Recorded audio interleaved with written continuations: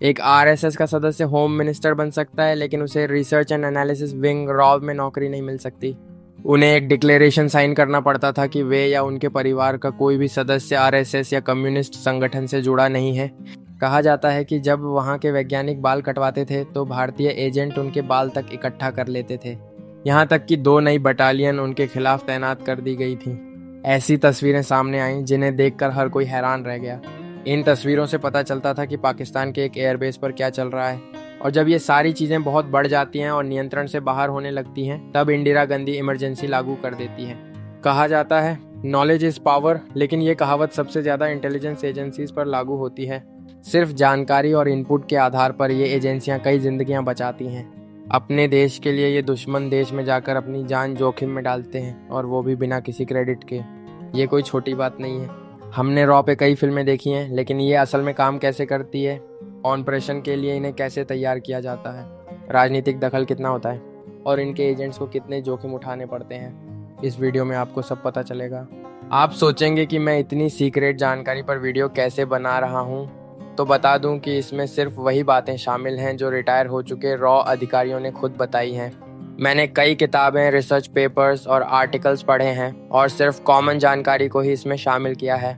Raw की शुरुआत भारत की खुफिया एजेंसी रॉ की स्थापना 1968 में हुई थी, लेकिन इसकी जड़ें ब्रिटिश समय से जुड़ी हैं। जबलपुर के जंगलों में डकैतों को खत्म करने के लिए अंग्रेजों ने ठगी एंड डकैती डिपार्टमेंट बनाया। इस विभाग ने खुफिया जानकारी इकट्ठा की और अपने एजेंट्स को डकैतों में मिलाया और कुछ ही समय में उन्हें खत्म कर दिया। यहीं से इंटेलिजेंस की ताकत समझ में आई। इसके बाद central special branch, central crime intelligence department और अंत में इंटेलिजेंस ब्यूरो आईबी बना। आज का इंटेलिजेंस ब्यूरो उसी का रूप है। रॉ क्यों बना? 1962 के सिनो इंडियन वॉर में आईबी चीन की गतिविधियां पकड़ने में असफल रहा। फिर 1965 में भी यही गलती दोहराई गई। तब भारत को समझ आया कि एक अलग एक्सटर्नल इंटेलिजेंस एजेंसी की ज़रूरत है।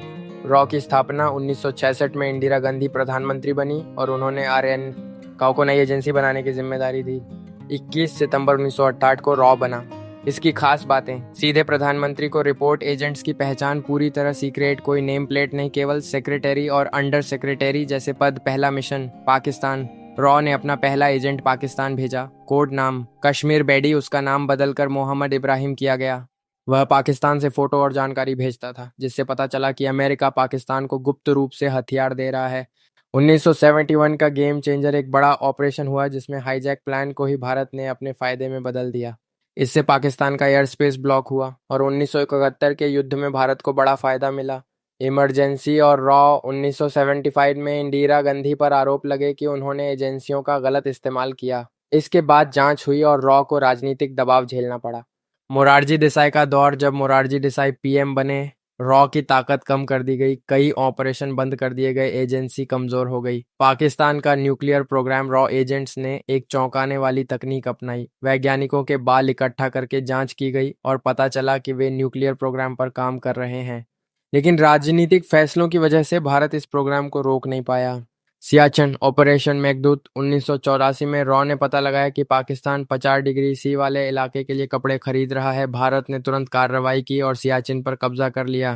कारगिल वॉर। बड़ी गलती। कारगिल वॉर में कई इंटेलिजेंस इनपुट इग्नोर हुए। 45 में से सिर्फ 11 रिपोर्ट आगे गई। दुश्मन की 2 नई बटालियन का पता नहीं चला। इससे भारत को भारी नुकसान हुआ।